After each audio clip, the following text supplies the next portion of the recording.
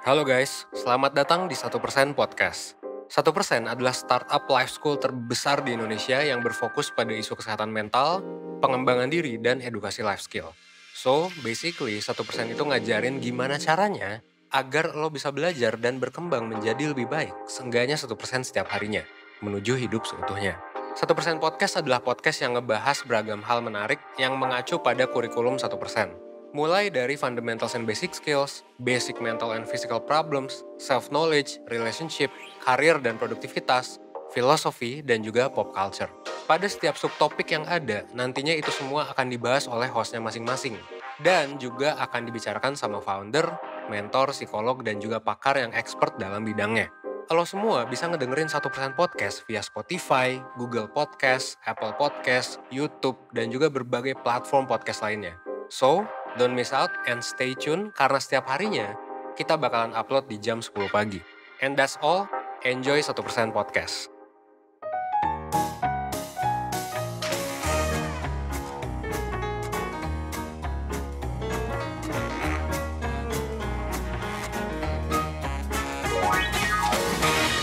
Halo Perseners, balik lagi sama aku Yuni, hostnya podcastnya 1%, tapi khusus yang tentang self-knowledge dan self-awareness. Nah, kalau minggu-minggu lalu aku sempat podcast bareng sama Rizky Mentor, dan aku setelah podcast itu berpikir kalau oke, gue akan mengumpulkan semua Rizky di 1% terus bikin podcast bareng sama semuanya.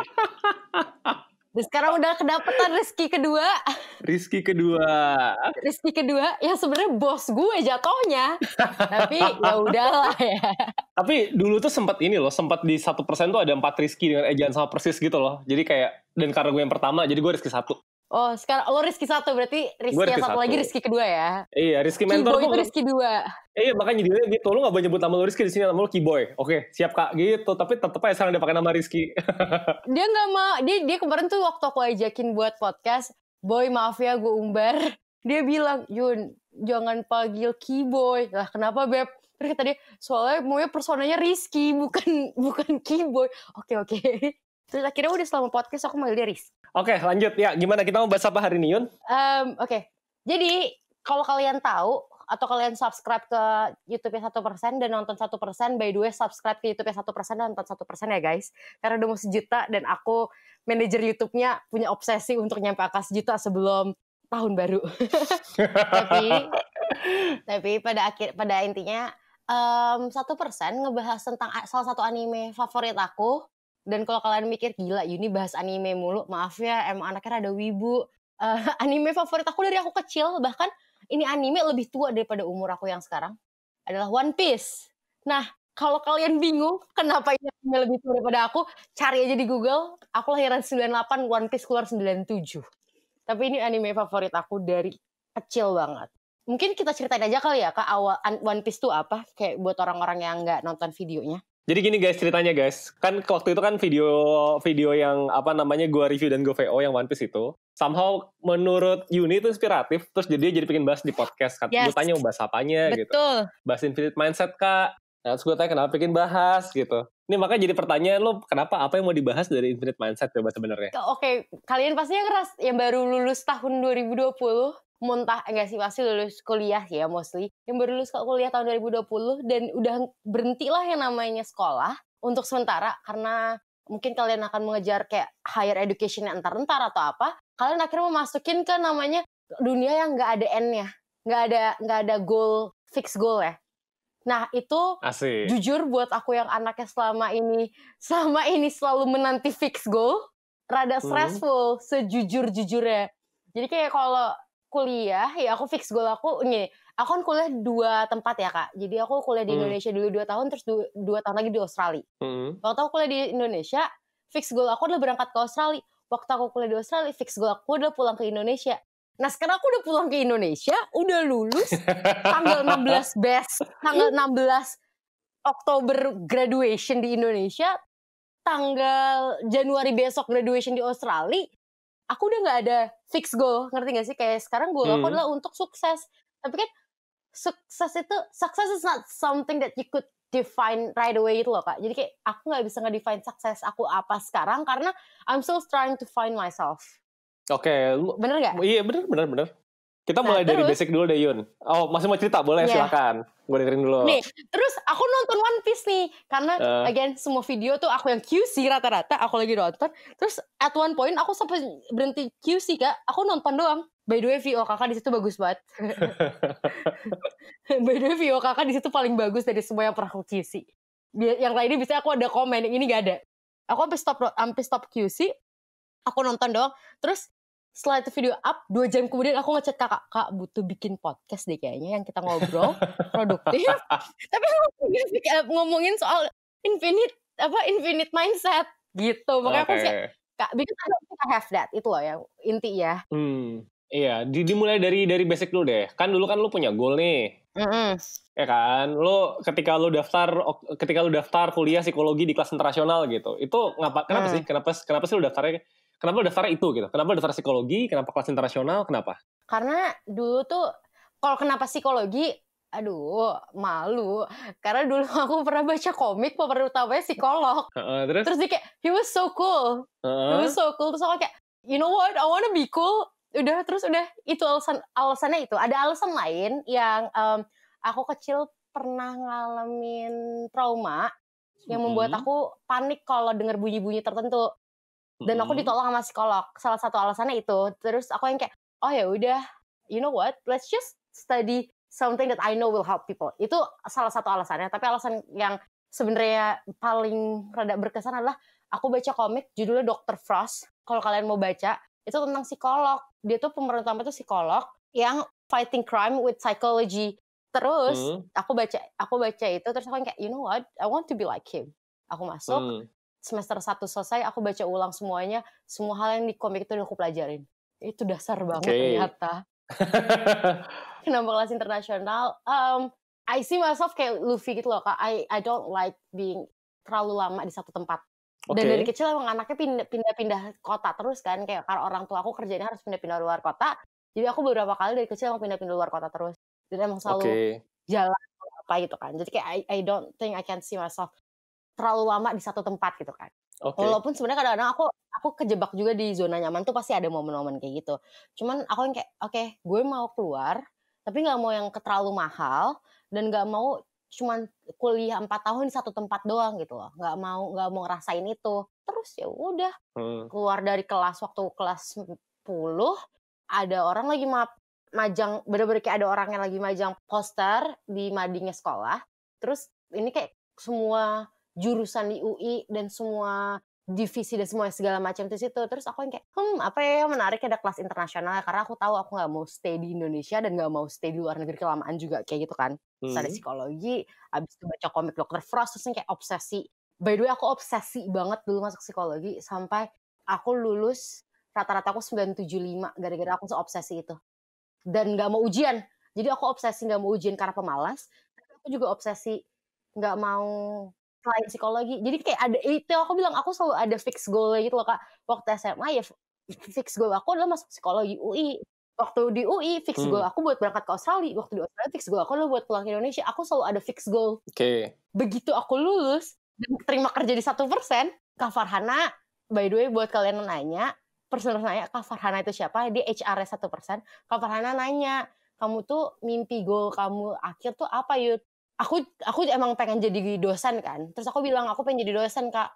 Kapan kamu mulai mau jadi dosen? Kapan kamu fokus di situ? Terus kayak these questions yang emang long term goal tapi nggak fix, nggak ada jangka waktunya kapan. Buat aku tuh yang kayak mampus. Gimana caranya gue bisa ke situ gitu loh. Jadi aku yang pas nonton ini, aku yang kayak gimana gitu. Kayak pas nonton Luffy yang kayak ya udah, I don't have that. Like aku ngerasa aku punya the willingness to be free kayak Luffy, tapi I don't have the infinite mindset-nya Luffy yet. I keep saying yet karena aku yakin kayak bisanya ke situ, cuma it takes time and effort gitu. Nangkep. Sekarang gue mau nanya satu hal basic. Lu pengen gue berlaku sebagai apa di podcast ini? Lu pengen gue jadi mentor? Lu pengen gue jadi tukang ceramah? Atau lu pengen gue jadi apa? Lo pengen gue jadi mentor apa jadi narasumber deh? Lo pengen gue jadi mentor apa jadi narasumber? Rada selfish, tapi udahlah ya, personal harus maaf jadi mentor. Oke, baik. Oke, kita mulai dari hal basic dulu kalau gitu ya. Tadi kan lo bilang lo tadinya selalu punya fixed goal, sekarang enggak gitu kan. Tapi sebetulnya kalau gue garis bawahi ya, lo tuh motivasi lo buat kuliah, motivasi lo buat keluar negeri, motivasi buat belajar psikologi, itu tuh ada 3, dan 3-3 tidak fix sebetulnya. 3-3-nya adalah goal yang cukup panjang. Pertama, lo pengen cool. Yeah. Kedua, lo pengen bantuin orang. Which is nggak apa-apa. Kedua, lo pengen bantuin orang. Ketiga, lo tuh enjoy, nomaden. Lo enjoy being nomaden gitu loh.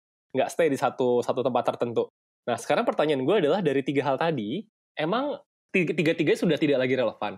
Masih sih. Jadi basically lo masih punya long term goal kan? Tapi bingung. Bingung kenapa? Kayak, oke, mungkin lebih kayak gini kali ya. Aku mikirnya gini Kak, kalau waktu kuliah SMP SMA kuliah, goalnya ditetapkan sama ada systematical goal. Ada yang netapin goalnya, bukan aku yang netapin goal aku saat ini. Short term goals ya. Kalau sekarang tuh harus aku yang netapin short term goals ya. Oh iya, itu oke. Itu nanti kita kesana. Sekarang boleh dari basicnya dulu. Long term goalnya masih sama nggak 3 hal tadi? Atau ada long term goal lain? Atau lo meragukan 3 hal tadi? Meragukan yang keren sih, kayak mungkin nggak serelevan itu sekarang di otak aku. Oke, kalau gitu kita bahas mulai dari yang paling relevan. Yang masih relevan yang mana? Lo pengen cool, lo pengen nolong orang. Oke. Iya. Jadi, kenapa sih lo pengen nolong orang? Ini alasan yang sangat selfish sih. Tapi kayak, I get energy from helping people. Kayak aku tuh seneng aja. Kayak, aku nolong orang bukan buat the sake of other people. Bukan the sake for people who I help. Which is kadang emang iya. Kayak aku ngerasa, oke, gue butuh nolong orang. Tapi at the same time, menolong orang tuh makes you feel good gak sih? Betul, tapi feeling good yang diterima, jadi kalau seseorang nih bantuin orang lain terus feeling good, itu bisa macam-macam feeling goodnya. Feeling good itu yang mana? I just feel good that someone need me, dan kalau aku bisa provide, I feel good to be able to provide. Oke, nah itu sebetulnya make sense banget. Perasaan ingin dibutuhkan itu sesuatu yang valid sebetulnya. Itu sesuatu yang bagian dari, lo tadi habis bahas nature versus nurture juga kan ya? So basically, naturally, evolusi itu berpihak pada orang-orang yang dibutuhkan sama orang lain. Kalau misalkan kita adalah orang yang tidak dibutuhkan sama orang lain, kemungkinan kita buat survive itu lebih rendah. Ya iyalah, kalau misalkan lu bayangannya di zaman batu kan, lu orang lain nggak butuh lo gitu kan, lu dilupain, lu lagi tidur di kemah sendirian, tiba-tiba teman-teman lu pergi semua, lu dimakan macan, mati gitu kan. So basically itu udah kebutuhan bahwa kita pingin merasa dibutuhkan sama orang lain. Dan being altruist dengan cara menjadi orang yang baik itu adalah salah satu cara supaya kita dibutuhkan sama orang lain. Pertanyaan gue adalah, apakah kalau misalkan lu tidak melakukan altruisme dengan sengaja seperti itu, lu ngerasa tidak dibutuhkan? Kayaknya lebih kayak kalau if I don't help, kalau aku nggak nolong orang atau aku nggak melakukan sesuatu hal yang berguna buat orang lain, lebih gampang buat mereka satu lupa aku. Tapi itu bukan alasan terbesar sih, itu alasan yang pertama muncul. Yang paling terbesar tuh kayak aku terlalu lama hidup buat nolong orang daripada yang lainnya. Ini itu barusan tuh keyword yang gue tunggu tuh. Itu kayak tebakan gue tuh arahnya ke sana sebetulnya. Jadi lu bilang kalau ketika lu tidak melakukan hal-hal seperti itu, maka orang most likely bakal ngelupain lo. Kenapa lu gak suka dilupain? Ada pengalaman apa yang bikin lu gak suka dilupain? Waduh, apa ya? Coba ya, aku mikir dulu. Kayaknya mungkin karena ini juga sih. I used to move a lot, kan yang tadi aku bilang aku pindah-pindah sering. Exactly. Dan itu membuat aku senang. Karena aku pindah sering, kalau aku gak memorable di satu tempat, aku gak akan diingat sama siapapun di tempat itu. Exactly. Jadi, sebetulnya altruisme lo, your selfish altruism itu adalah defense mechanism lo terhadap lo yang dulu pindah-pindah. Lo pindah-pindah nih. Waduh. Karena lo kan basically kan ketika lo stay di satu tempat untuk waktu yang lama, lo kan nge-develop support system kan? Iya. Nge-develop support system dan kita tuh pinginnya adalah kita selalu punya support system sebanyak mungkin dan sedalam mungkin. Kapanpun kita balik ke tempat itu, kita masih punya teman-teman itu. Ya kan? Nah somehow gue nggak tahu lu mulai moving ke umur berapa, tapi dugaan gue masih sangat kecil, mungkin SD kali ya. SD mulai pindah-pindah belum? Lebih kecil lagi Kak. Nah, aku pindah pertama kali umur 3 tahun. tapi sebetulnya kalau misalkan mengacu ke development psikososial itu baru berasa ini sih di area 6 sampai 12 sih. Stage berapa? 1 2 3 4, stage 4 ya? Betul Kak. Lu berapa kali pindah waktu SD? SD 2 kali, tapi cukup ngena karena di tempat yang pertama udah banyak teman, terus pindah ke tempat yang kedua, terus dulu tuh SD di daerah nggak terpencil sih. Dulu aku SD tuh dekat Nusa Kambangan by the way. Kalau ada yang bingung. Jadi kan itu kecil banget ya. Orang tuh dikit dan support sistemnya gede. Terus aku pindah ke Jakarta. Di mana yang mayoritas orang lebih individualis. Dan kayaknya itu yang mulai kerasa yang kayak, oh ya, I have to do something to be remembered. Itu kelas berapa tuh? Berarti lu SD ada 3 sekolah dong yang lu tempatin? Kan 2 kali pindah. Ada, aku cuma 2 sekolah, tapi ada permasalahan sama beberapa orang. Terus sempat kayak nggak dibully sih, tapi kayak ada yang nggak akur. Terus harus dari support system baru. Ada yang kayak gitu. Dan jatuhnya 2 kali adjustment lah. Jadi waktu pertama kali pindah, terus waktu mau lulus SD, menjelang lulus SD itu harus ada adjustment ulang. Oh, pas mau lulus itu kelas 6 semester terakhir berarti? Iya, kelas 6-an lah. 2010, itu aku ingat tahunnya, 2010. Yang pertama tuh kelas berapa ya? Kelas 2, kelas 3 gitu. Lu punya teman baik di Nusa Kambangan, terus lu pindah ke Jakarta. Di Jakarta ternyata orang-orangnya beda. Apa yang lo lakuin waktu itu? Wah, Kak, udah 10 tahun, udah berapa tahun yang lalu ini, Kak. Coba diinget-inget deh. Apa perasaan lo waktu itu? Ini yang paling aku ingat, aku nerima mereka manggil nama aku padahal salah. Itu yang aku paling ingat. Terus udah kayak, jadi kan namaku Ayuni kan. Kalau dari kecil tuh dipanggil Ayuni. Terus mereka tuh selalu manggilnya Ayumi. Dan for some reason aku nggak minta mereka ganti gitu, kayak buat lumayan lama kok, sebulanan apa berapa gitu. Baru aku kayak by the way namanya sebenarnya Ayuni bukan Ayumi. Tapi buat sebulan itu aku nggak negur mereka kalau manggil nama aku salah. 1 bulan itu apa? Lu masih nggak sebulan itu apa yang terjadi? Perasaan lu gimana? Apa yang sering muncul di pikiran lu ketika pulang sekolah atau berangkat sekolah? I remember not liking the school. Gimana? Gak sukanya gimana? Kayaknya karena yang tadi aku bilang sih, support system aku waktu kecil, waktu di SD yang pertama itu udah banyak, udah ada temen kan. Terus untuk sebulan pertama aku nggak punya temen. Paling bukan nggak punya temen sih, kayak nggak ada yang beneran bisa aku ajak, yuk main ke rumah atau kayak gimana. Dan dulu tuh SD aku waktu yang masih di Jawa sana, dekat sama rumah gitu loh, Kak. Jadi kalau kemana-mana kayak main ke rumah gampang kan. Kalau sekarang kan harus naik mobil apa-apa gitu kan. Terus jadi kayak lebih, aku ingat kayak kenapa sih harus pindah ke kota gede gitu loh. Kayak aku senang pindah ke Jakarta karena keluargaku di sini semua. Tapi at that time aku ingat kayak kenapa sih harus pindah ke kota gede gitu. Nah, selama 1 bulan tuh lu berusaha kontak teman-teman lama lu nggak? I don't remember that. Atau lu setelah masa-masa itu sempat kontak-kontak mereka lagi ya, teman-teman SD lu itu? Aku ingat minta mama nelfon apa SMS guru kelasku dulu. Terus? Itu aku ingat. Terus? Aku nggak ingat itu dilakukan apa dibales apa enggak. Tapi aku ingat aku minta kontak guru SD aku dulu. Tebakan gue nggak dibales sih. Karena gini. Sedih banget. Serius. Kita coba berempati dengan Yuni kecil gitu ya. Yuni kecil tuh sampai bahkan minta kontak teman-teman lamanya. Artinya komparasi yang dilakukan Yuni kecil antara teman-temannya di Jawa sama di Jakarta itu kan nyata banget gitu kan. Bahwa gue nggak sebahagia dulu nih. That's why lu reaching out ke mereka gitu kan. Kalau misalkan waktu tuh reaching out dan dibales, gue rasa gini, perbandingannya jelas ya. Dan tuh ketara banget lah kalau lu cerita bahwa dulu tuh rumah lu dekat sekolah, anak-anak sering main, begitu di Jakarta tiba-tiba susah buat bikin teman. Kalau misalkan tuh dibales, lu pasti bakal kontak-kontakan cukup lama, cukup intensif sama teman-teman lama lu, tapi nggak dibales. Makanya lu tidak punya memori itu. Nah, menurut gue sangat normal orang yang pernah deket banget sama satu buah support system, terus tiba-tiba di kontaknya nggak dibales, itu bakal ngerasa dia dilupain. Gitu aja sih. Menurut gue itu aja awal di mana lu ngerasa bahwa dilupain tuh nggak enak. Wow, aku palingnya 7 atau 8 tahun, Kak. Sekarang aku 22.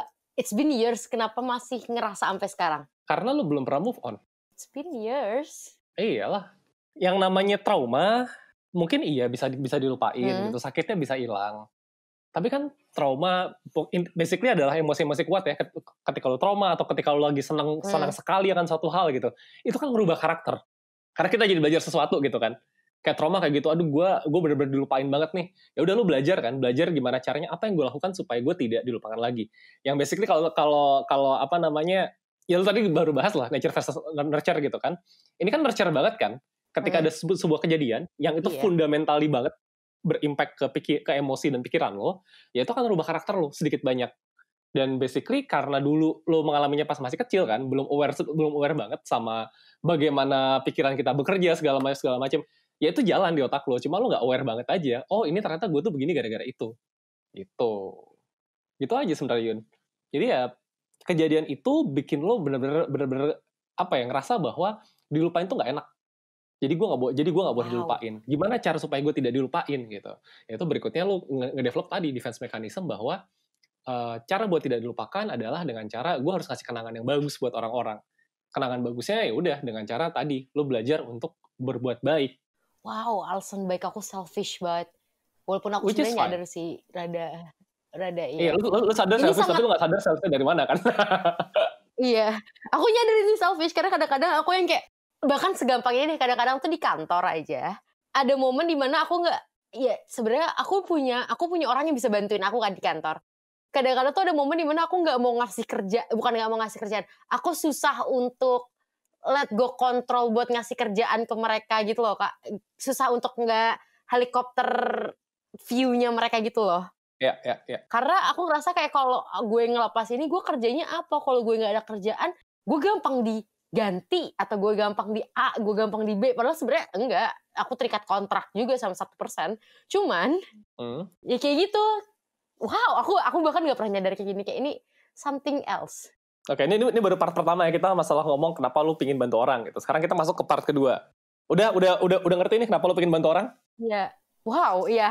Oke, kita sekarang masuk ke part kedua gitu kan. Berikutnya yang apa namanya, yang juga cukup realistis, selain bantu orang, lu tuh pingin punya kebebasan dan berpindah-pindah. Yang lu cari tuh apa sih? Kalau ini kayaknya aku punya feeling aku tahu sih Kak. Coba, apa coba lu cari? Kalau buat nyari, kayak karena kecil aku nggak punya kebebasan. Aku traveling, ya tadi aku pindah-pindah, tapi semuanya bukan karena kemauan aku. Iya bukan? Betul, itu salah satunya. Iya aku pindah-pindah, aku gerak, aku stay di satu tempat cukup lama sampai punya support system dan pindah lagi, tapi semuanya bukan dengan kemauan aku, dan itu semuanya harus ngikutin orang lain.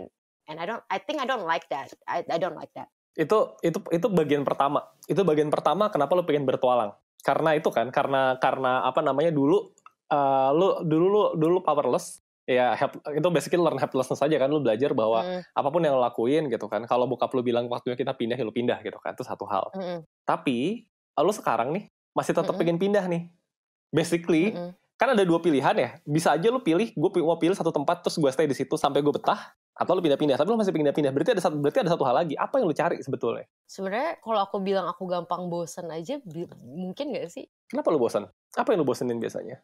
Kayaknya di mindset aku, there's always something bigger. Kayak selalu ada suatu hal yang bisa aku kejar lebih gede daripada sekarang. Daripada yang aku punya sekarang. Kenapa sih lo harus ngejar sesuatu yang lebih besar? Ya karena kalau enggak aku ngapain? Coba deskripsiin. Kalau nggak aku ngapain tuh gimana maksudnya? Ya kalau aku nggak punya bigger goal atau bigger something, jatuhnya malah di otak aku kayak nggak ada gunanya gue kuliah mahal-mahal, susah-susah kalau gue nggak searching for bigger fish, gitu loh. Kenapa sih? Kenapa harus jadi bigger fish sih? Karena nggak puas. Apa yang bisa bikin lo puas coba? Apa yang bisa bikin lo puas? Apa ya? Pernah nggak ada satu tempat di mana lo tuh belum bosan di situ, tapi lo dipaksa pergi? Australia. Kemarin. Terus waktu kecil juga yang di dekat di Jawa. Tebakan gue sih itu sih sebetulnya. Itu juga aku ingat soalnya aku nangis banget.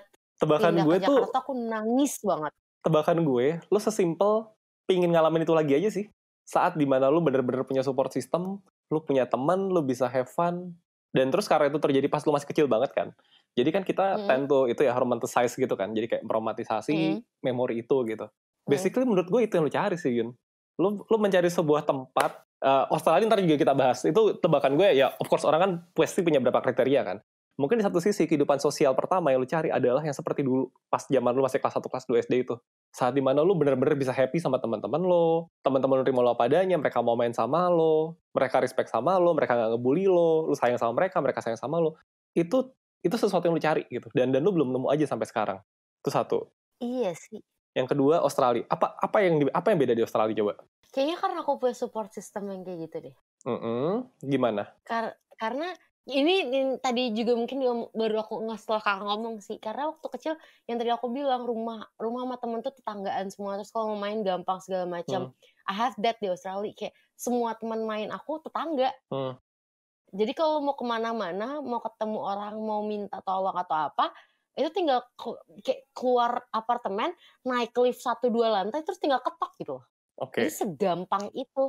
Sedangkan kayak kalau untuk sekarang, gimana ya? Iya, aku ada support system, I have my parents gitu kan. Tapi segampang aku ngerasa support system yang diberikan sama keluargaku sekarang, aku masih tetap butuh, karena aku masih ngerasa aku kadang masih yang kayak, oke, gue butuh nyokap gue saat ini, atau gue butuh bokap gue saat ini. Tapi itu nggak 100% atau nggak sama yang waktu aku butuhin masih SMA, SMP. Kayak support system yang aku butuhkan sekarang tuh udah mungkin pernah aku dapatkan waktu aku di Australia sama teman-teman yang di sana. Nah, oke.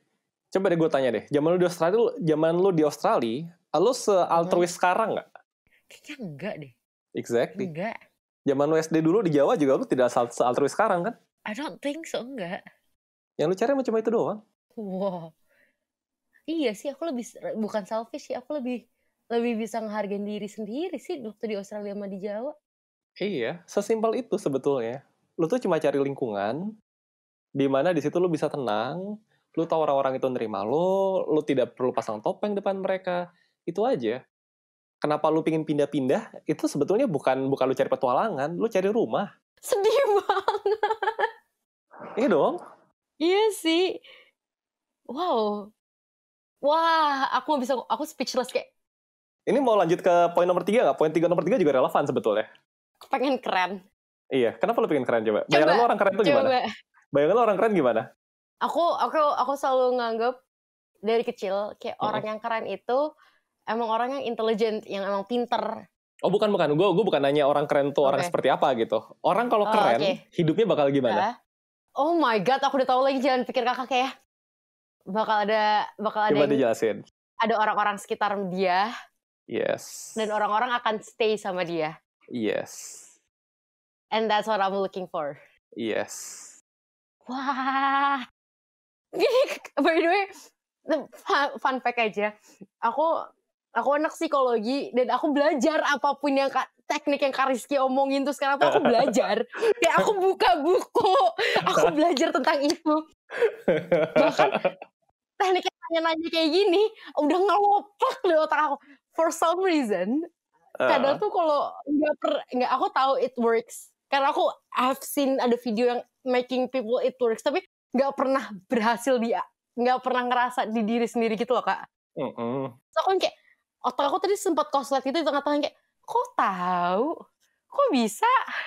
Ya udah, jadi lu udah tahu kan sekarang sebenarnya perlu cari. Jadi ini tidak necessarily soal apa namanya long term goal atau short term goal sih. Lu udah tahu goal lu apa. Tapi ya mungkin karena masih bercampur kan antara apa yang benar-benar lu mau sama apa yang sebenarnya hasil lu belajar dengan lu defense mechanism dari zaman SD dulu sampai sekarang gitu kan. Dengan cara oh ya udah gue pindah gue bosan. Oh di tempat baru kalau misalkan gue pingin cepat-cepat dapat teman ya gue harus keren gitu. Kalau gue gak keren orang tidak ngerubungin gue kan lebih susah buat bikin teman. Oh gue harus baik supaya orang yang udah gue kenal bisa gue maintain. Itu kan defense mechanism dari dulu aja kan. Tapi ya at the very core ya cuman itu doang sebetulnya. Jadi ya nggak necessarily lu harus aim for something bigger, nggak necessarily harus punya long term goals mengubah dunia gitu atau ngelamatin orang-orang, nggak harus gitu sebetulnya. Ya which is fine. Tiap orang punya keinginan yang beda-beda gitu. Cuman menurut gue banyak banget orang, bahkan lu masih bagus ya. Lu tuh masih mengejar sebuah goal gitu meskipun sebetulnya kayak tadi goal lu tuh sudah sangat-sangat bias karena pengalaman lu kan. Jadi lu miss dari apa yang benar-benar lu cari. Banyak banget orang yang bahkan nggak tahu goalnya apa gitu loh, dan itu penting banget karena kadang-kadang kalau kita nggak tahu apa yang kita butuhin, apa yang kita cari, ya kita kayak hidup seliweran aja gitu di dunia ini kayak cuma numpang lewat aja gitu. Wah, by the way, aku mau rekomendasi pengalaman ini untuk semua orang by the way. Ini aku emang mau promosiin 1% tapi aku mau rekomendasi pengalaman ini ke semua orang. Kalau kalian mau ngerasain apa yang aku rasain sekarang, ke 1%.net, terus scroll terus ada konsultasi dengan mentor. Gimana nangisnya, enak? Nangis sih enggak, tapi aku ada momen dimana otak aku kayak ini kakak tahu ini gak suara sih? apa? Suara pilek apa suara nangis? Suara ketawa. Kakak tahu sih kalau nyalain TV, matiin TV terus kayak serut ke tengah gitu loh. Kayak semua cahaya ke tengah terus hitam. Terus kayak gitu, serut terus hitam. Terus makanya aku ada momen cuma kayak wah. Mau rekomendasiin pengalaman ini ke semua orang. Nah, oke. Itu tadi baru part 1. Sekarang kita masuk part 2. Sekarang apa namanya, ngerti ya bahwa yang Yuni cari itu sebetulnya adalah ya lingkungan yang nyaman aja gitu kan. Nah, sekarang menurut lo dengan usaha lo seperti sekarang, ideal nggak buat punya lingkungan seperti itu? Sebenarnya kalau buat nyari companionship, oke, aku mau ngasih contoh masuk kerja ke 1% aja boleh nggak? Terus boleh. Dari situ coba kakak gunakan magic mentor ya. Again, padahal aku tahu ini ada teorinya. Gimana? Kayaknya untuk masuk ke 1%, aku rada beda approach-nya sama waktu kuliah ataupun sekolah sih, Kak. Karena di divisi aku yang lama, before YouTube, itu emang divisi nggak permanen gitu loh. Itu emang divisi yang emang dibuat untuk anak-anak magang saat itu kan. Jadi karena itu udah ada goal ya, aku kayak nggak terlalu aku mencoba untuk menjadi baik, tapi aku mencoba untuk jadi baik dan meninggalkan lasting impression buat tim aku at that time kan. Tapi at the same time, karena aku tahu itu tidak jangka lama, aku tidak mencoba menjadi baik itu loh. Aku nggak mencoba sealturis itu. Kayak I know sekarang ada momen di mana yang tadi aku bilang kalau di divisi yang sekarang tuh aku rada helikopter view semua hal gitu kan. Kayak aku berusaha untuk ngecek semua hal. Padahal aku percaya sama anak-anak aku. Cuman ada momen dimana aku yang kayak, nggak, gue harus ngecek gitu. Kalau at that time, aku nggak sehelikopter itu gitu loh. Aku kayak, ya udah, I can trust you. I know you can do it. Terus tinggal aku check up kayak sehari setelahnya atau kapan gitu loh. Jadi kayak effort aku untuk menjadi si dikenang itu, karena aku tahu ini temporary, nggak segede biasanya. Masuk akal nggak? Masuk akal. Dan justru itu yang gue cari dari tadi. Lu tuh cuma pingin punya teman di sekitar lu kan. Tapi cara lu mencari adalah dengan cara mencari keluar. Padahal ya kita sama-sama tahu lah bahwa relationship yang baik itu dibangun bukan dicari kan. Intimacy itu datangnya dari waktu, bukan dari chemistry gitu. Kalau chemistry lu ketemu orang, oh ya gue seneng nih ngobrol sama dia bla bla bla segala macem gitu. Tapi kalau lu nggak maintain, tidak dirawat gitu, nggak akan kebangun intimasinya. Dan ketika mindset lu adalah gue di sini cuma sementara, lu gak akan invest di masalah intimasi tadi sama orang-orang sekitar lo. Lu cuma pengen bikin mereka inget lo, terus lu move. Lu gak akan dapet apa yang lu cari. Itu kenomadenanku. Nah, tapi begitu pindah megang YouTube, aku lebih ada approach, aku lebih mencoba untuk lebih approachable sih. Aku nyadar itu. Kayak aku mencoba untuk lebih, ini ada sedikit yang aku nyadar juga. Manajer YouTube sebelumnya, Rania, itu kan orangnya sangat happy go lucky dan approachable juga kan. Betul. Nah, terus ada momen di mana aku nggak yakin aku ngambil personality dia atau aku adjust ke dalam sepatunya dia, terus belakangan baru nyadar kalau that's not me. Apa gimana? Tapi ada momen awal-awal kayak seminggu 2 minggu pertama aku megang YouTube, aku ada momen di mana kayak I'm turning into second Rania rather than turning into Yuni. Gimana rasanya menjadi hybrid antara Rani yang happy go lucky dengan Yuni? Gimana rasanya? Capek banget, Kak. Capek banget. Karena aku ingat banget, aku 2 minggu pertama megang YouTube tuh capek mampus. Kayak ya Allah, kasar juga gue. Tapi enggak, kayak capek banget. Karena aku ingat jam 5 pagi aku bangun sholat subuh tuh aku langsung ngecekin email, aku ngecekin Trello, aku ngecekin pokoknya perintilan kantor tuh aku langsung ngecekin. Karena Rania kan orang segercep itu dan dia emang morning person banget kan. Dan aku mencoba untuk mendapatkan happy go lucky morning personnya Rania ke dalam otak aku supaya aku mikir, oke, aku ini kayaknya karena aku juga untuk berusaha disukain orang dan altruis aku. Aku mikirnya aku nggak mau semua anak-anak YouTube tuh adjust terlalu besar dari Rania ke Yuni gitu loh. Jadi aku mengikuti prosesnya Rania supaya supaya anak-anak YouTube comfortable dan nggak terlalu adjust besar. Padahal sebenarnya waktu aku balik ke Yuni lagi yang aku mulai set oke, gue akan mulai kerja jam 9 teng. Sebelum jam 9 teng gue gak akan nyentuh laptop, gue gak akan nyentuh HP. Kayak itu kan aku sekarang kayak gitu kan. Terus kayak aku akan stop ngurusin YouTube jam 7 teng. Di atas jam 7 aku akan ngerjain kerjaan kantor yang bukan berhubungan sama YouTube. Kayak misalnya sekarang bikin podcast, atau aku bikin outline, atau cuman kayak review kerjaan anak-anak aku. Kayak itu gak berhubungan sama YouTube langsung kan. Aku ngeset itu sekarang. Tapi aku ingat kayak 2 minggu pertama di mana aku ngikutin schedule Rania, terus aku juga nggak 100% uni at that time. 2 minggu pertama capek banget. Sekarang Yunia sekarang tuh Yuni yang mana? Aku nggak tahu sih, aku lebih nyaman. Aku nyaman sekarang karena aku udah mulai punya support system, aku ngerasa ya. Nah, exactly. Emang ternyata cuma itu yang dibutuhkan kan? Aku kayak karena sekarang udah ada, ya maksudnya aku udah kenal sama editor aku udah kenal sama anak-anak konten juga. Aku udah punya support system, dan aku bahkan ada 3 orang yang emang selalu begadang juga kan di YouTube gitu kan. Aku bareng mulu juga karena mereka bertiga gitu kan. Kayak bertiga tuh apa-apa ngomongnya bareng. Terus kayak aku rasa udah punya support system.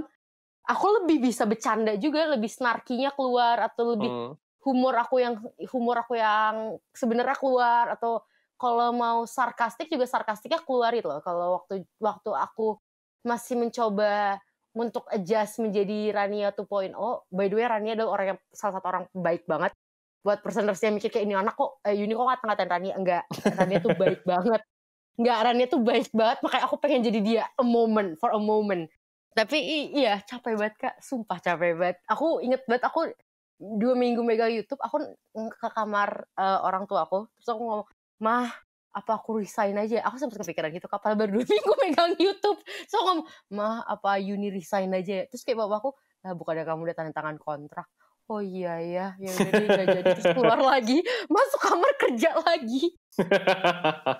Nah, jadi balik ke yang tadi.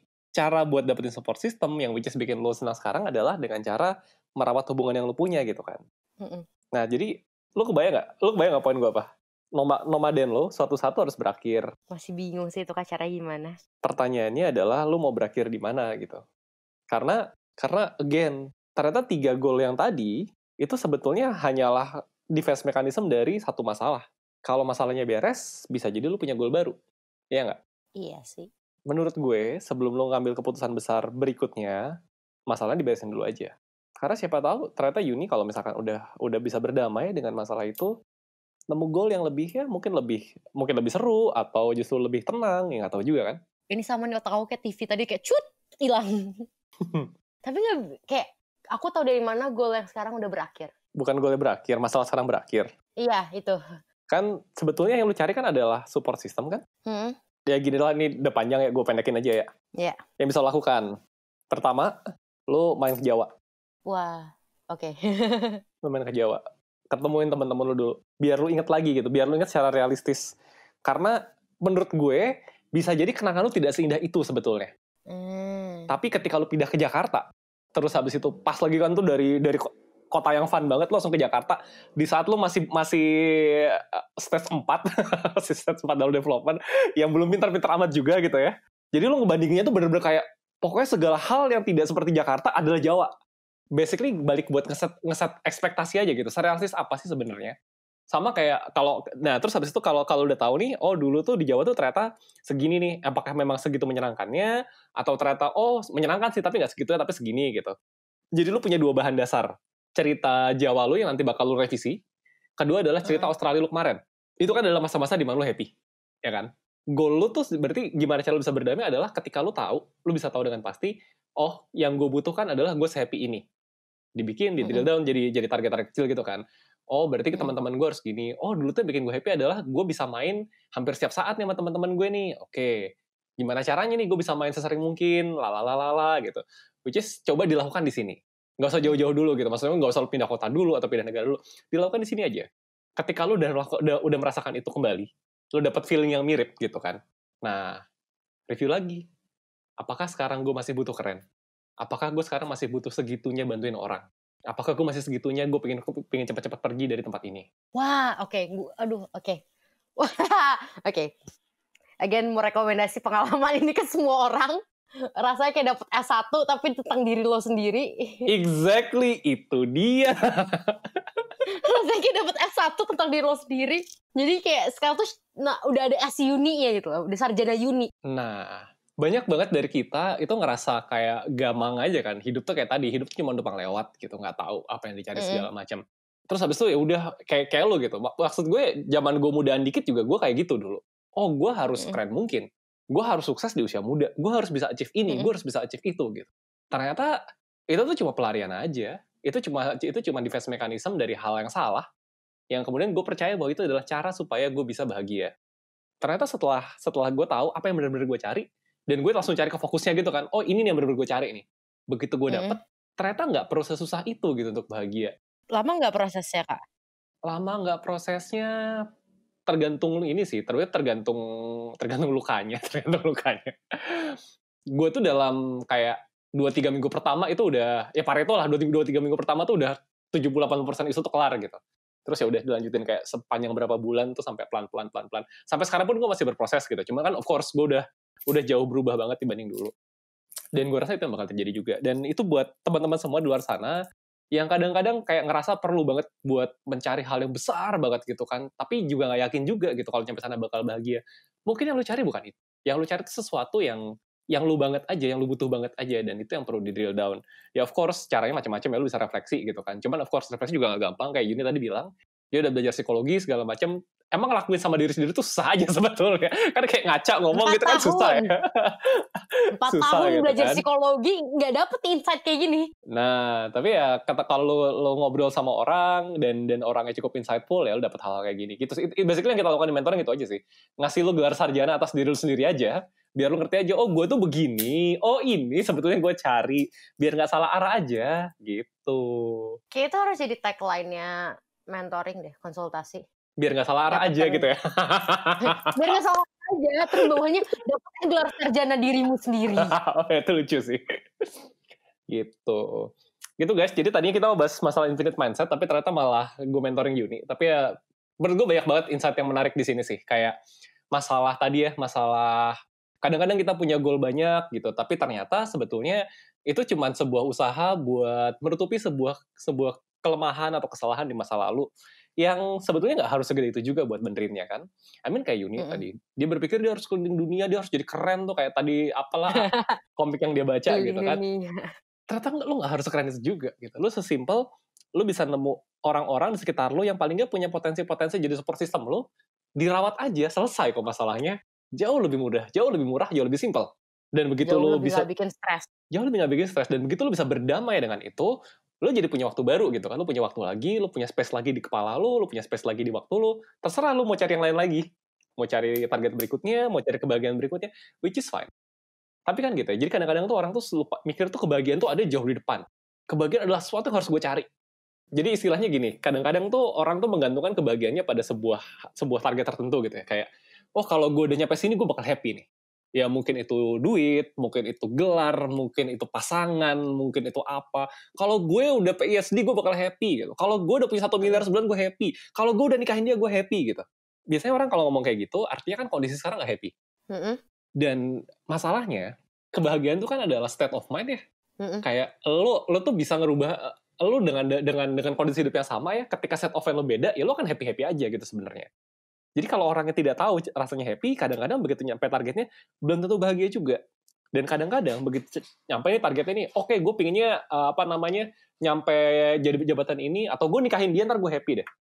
Begitu lo beneran nikahin dia ya, terus lo gak happy, itu ambiar men.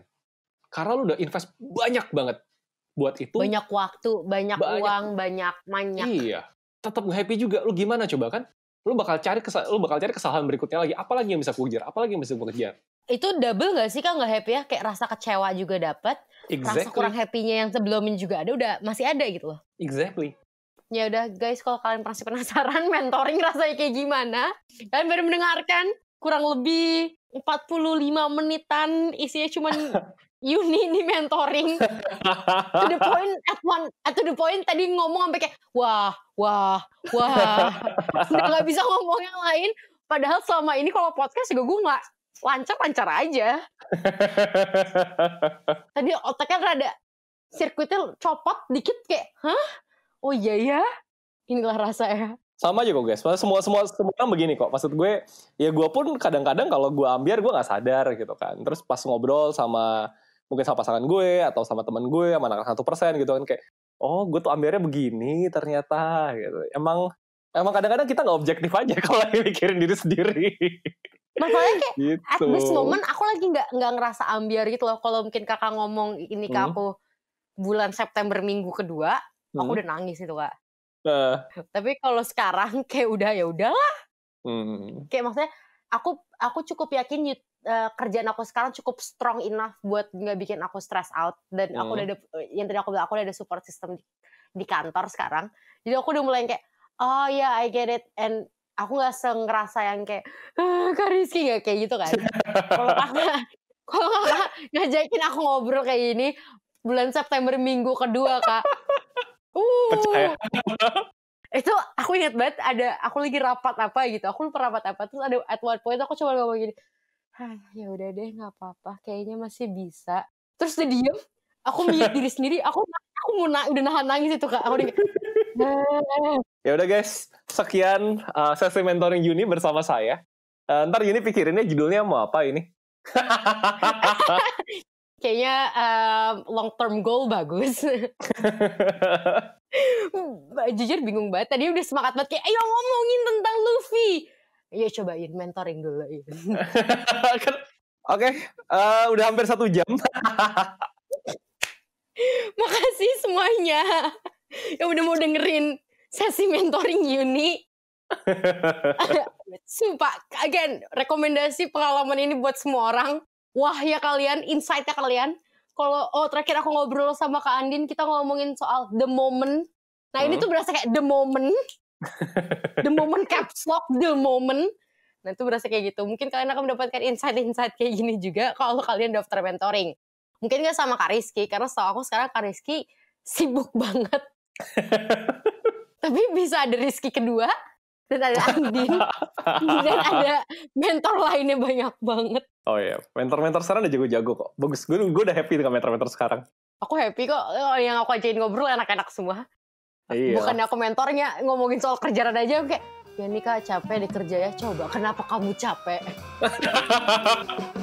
Ya udah guys, sekian dari kami. Gue Rizky dari 1%. Aku Yuni dari 1%, bye!